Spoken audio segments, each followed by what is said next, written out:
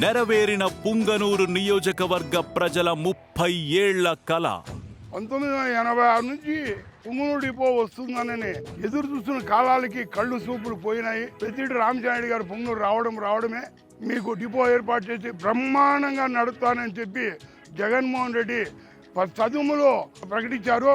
ఇదే పుంగనూరులో ఆర్టీసీ డిపోను బ్రహ్మాండంగా నడిపిస్తారని చెప్పి కూడా మీ అందరికీ కూడా చెప్తా ఉన్నా.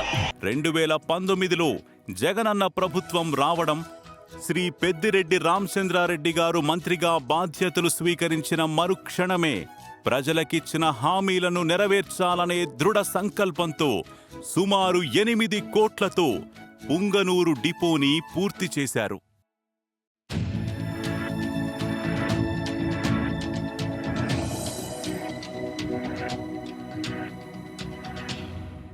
ఆర్టీసీని గవర్నమెంట్ లో విలీనం చేసి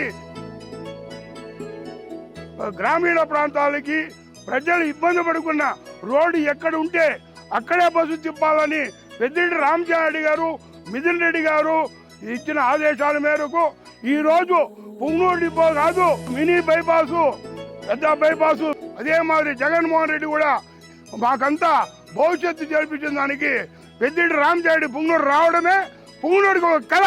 మాకనంతా ఒక ఆనందం. ఉండాలి జగన్, ఉంటాడు జగన్. ఫ్యాను గుర్తుకే ఓటు వేద్దాం, వైఎస్ఆర్సీపీని గెలిపించుకుందాం.